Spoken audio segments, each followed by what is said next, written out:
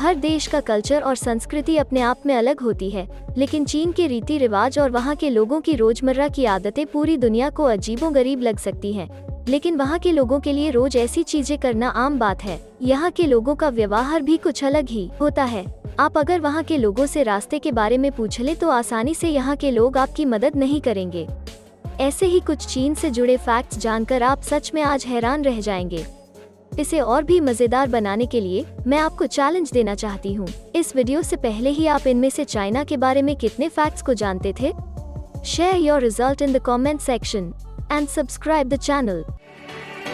चीन के ग्वांगझो के यूलिन में समर फेस्टिवल में आयोजित डॉग मीट फेस्टिवल में हर साल 10,000 से 15,000 कुत्तों को मारकर खा लिया जाता है। वहाँ ऐसा माना जाता है कि अगर आप गर्मी के महीनों में कुत्ते का मांस खाते हैं तो शरीर में पैदा होने वाली गर्मी से राहत मिलती है। चीन में गर्मियों में कुत्ते का मांस खाने की परंपरा करीब 400 साल से चली आ रही है। हालांकि पशु कल्याण से जुड़े कुछ संगठनों द्वारा इसके खिलाफ आवाज उठाने के कारण पिछले कुछ वर्षों में मारे गए कुत्तों की संख्या में कमी आई है। एक सर्वे में यह बात सामने आई थी कि चीन के 64% लोग इस त्योहार के खिलाफ थे। इसे बंद करने की पिटीशन पर 1 करोड़ 10 लाख से ज्यादा लोगों ने साइन भी किए था। इस फेस्टिवल को बंद कराने को लेकर एनिमल एक्टिविस्ट की ओर से लगातार विरोध प्रदर्शन किया जाता रहा है, लेकिन अब तक इसे बंद नहीं कराया जा सका। नंबर 2, अमीर लोग अपने बदले दूसरों को भेजते हैं जेल। चीन में अमीर लोग अपने बदले दूसरों को भी जेल भेज सकते हैं। वहाँ के कानून में इस तरह का प्रावधान है कि अगर आपकी आर्थिक स्थिति एकदम अच्छी है तो आप अपने बदले दूसरों को जेल भेज सकते हैं। Incredibly, it's true. Slick.com basically broke down the story of how the super rich in China get away with everything, including murder. Slate के अनुसार मई 2009 में चीन के होंगझोउ शहर की सड़कों पर हु नाम का अमीर 20 वर्षीय युवक ड्रैग रेसिंग कर रहा था, जब उसकी मित्सुबिशी ने एक पैदल चल रहे यात्री को एक क्रॉसवॉक पर ठोक दिया और मार डाला।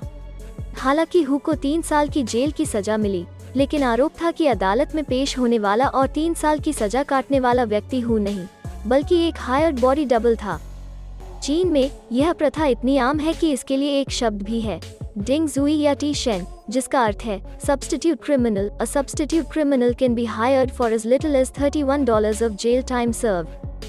नंबर 3, यहाँ के लोगों को लाइन लगाना नहीं है पसंद। अक्सर आपने चीन के बाजारों या पब्लिक प्लेसेस की तस्वीरें देखी होंगी जहाँ खूब सारी भीड़ जमा रहती है। इसका एक मुख्य कारण ये है कि चीन के लोगों को लाइन में लगना पसंद नहीं है।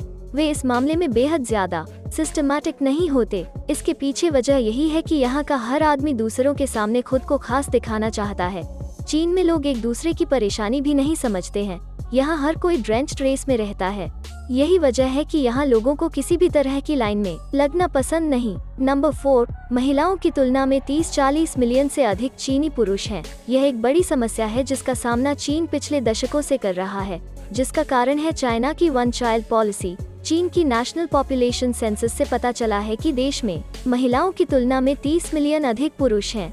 नेशनल ब्यूरो ऑफ स्टैटिस्टिक्स द्वारा घोषित चीन की 7वीं राष्ट्रीय जनसंख्या जनगणना से पता चला है कि पिछले साल पैदा हुए 1.2 करोड़ बच्चों में प्रति 100 लड़कियों पर 111.3 लड़के थे। डेटा से पता चलता है कि चीन के लोग बेटी से ज्यादा बेटा चाहते हैं। चीन अभी भी एक देश के रूप में बहुत पारंपरिक है और माता पिता केवल एक बेटा चाहते हैं। This has led to the problem that around 30 to 40 million men cannot find a Chinese wife to marry because they are already have been taken. Number 5, there are about 35 million people who live in caves in China. चीन में किसी को caveman कहना insult के रूप में नहीं लिया जाता है। In fact, Mao Zedong lived in a cave before becoming the country's leader. आज भी कई चीनी लोग गुफाओं में रहते हैं और हम सिर्फ 1 या 2 लोगों के बारे में बात नहीं कर रहे हैं। LA टाइम्स के अनुसार कम से कम 30 मिलियन लोग और संभवतः 40 मिलियन के करीब चीनी वर्तमान में गुफाओं में रहते हैं, which are energy efficient and have a low environmental impact. उनमें से ज्यादातर शांक्सी प्रांत में रहते हैं। यह एक चीनी आर्किटेक्चरल स्टाइल है जो स्टोन एज की है।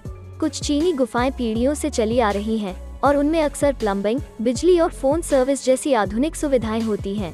नंबर 6, चीनियों ने 3000 साल पहले चाय पीना शुरू किया था। चाइनीज लेजेंड के अनुसार चाय की खोज सम्राट शेन नोंग ने 2737 ईसा पूर्व में की थी।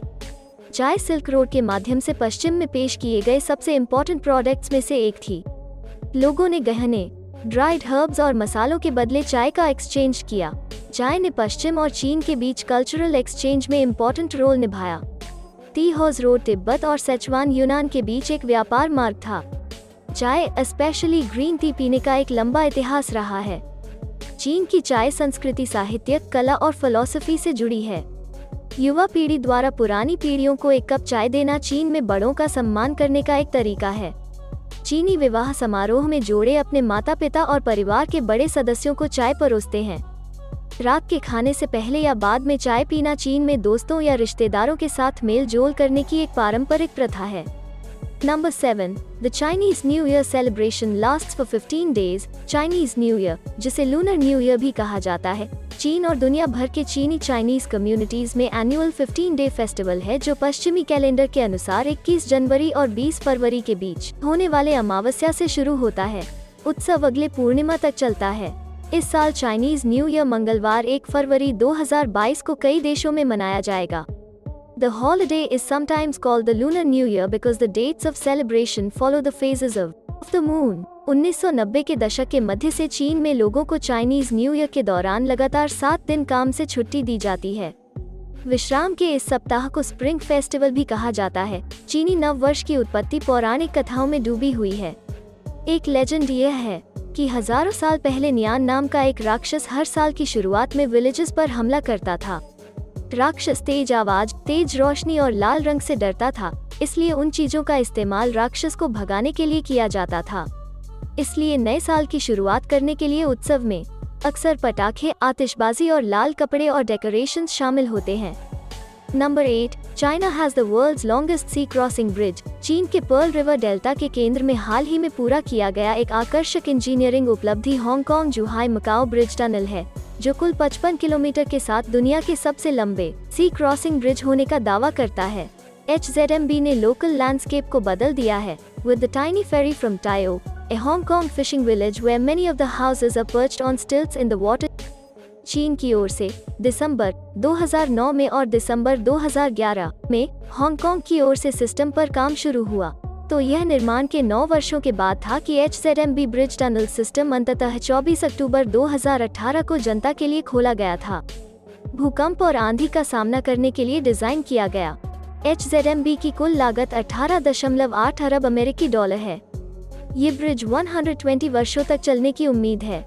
पहले हांगकांग और जुहाई के बीच यात्रा में 4 घंटे तक लग सकते थे, अब इसे घटाकर 40-50 मिनट कर दिया गया है। नंबर 9, सबसे लंबा ट्रैफिक जाम। जब दुनिया के कार निर्माताओं में बड़े देशों की बात आती है तो चीन की एक अलग भूमिका होती है, लेकिन हर साल चीन में कारों की बढ़ती संख्या चीनी सड़कों पर इसे और अधिक चुनौतीपूर्ण बना देती है।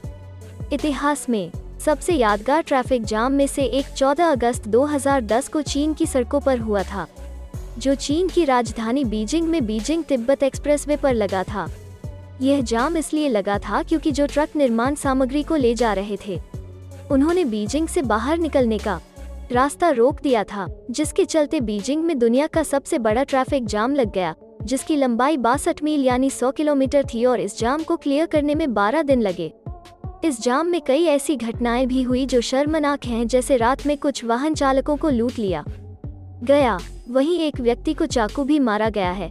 यह स्थिति एक खराब ट्रैफिक व्यवस्था को दर्शाती है। नंबर 10, मौत की सजा के मामले में चीन पूरी दुनिया में अव्वल। चीन में मौत की सजा का मसला गोपनीयता से भरा है। यहाँ अब भी हर साल हजारों लोगों को फांसी की सजा दी जाती है। पिछले कुछ सालों के दौरान इसमें कमी जरूर आई है, लेकिन पूरी दुनिया के मुकाबले अभी भी अधिक है। चीन के मानवाधिकार कार्यकर्ताओं के मुताबिक पिछले 1 दशक के दौरान मृत्युदंड दिए जाने में कमी आई है। अंतर्राष्ट्रीय मानवाधिकार संस्था एमनेस्टी इंटरनेशनल की एक रिपोर्ट के मुताबिक साल 2016 में दुनिया भर में तकरीबन 1032 मृत्युदंड के मामले सामने आए। इस आंकड़े में चीन को शामिल नहीं किया गया है क्योंकि यहाँ सरकार इसे गुप्त रूप से करती है। एमनेस्टी का मानना है कि चीन में हर साल हजारों लोगों को मौत की सजा दी जाती है, लेकिन पुख्ता जानकारी के अभाव में इसका आंकड़ा पेश नहीं किया जा सकता। चीन के मानवाधिकार समूह दुई हुआ के कार्यकारी निदेशक जॉन काम के मुताबिक देश में पिछले साल तकरीबन 2000 फांसियां हुई, जो 1 दशक पहले के 6500 मामलों के मुकाबले कम है। यह आंकड़ा भी निचली अदालतों में आए मामलों और सरकारी अधिकारियों से मिली जानकारी के आधार पर सामने आए हैं। So that's all for today's video. Share your result in the comment section. And don't forget to subscribe the channel. Thanks for watching. Tell me pretty lies, look me in the face. Tell me that you love me, even if it's fake.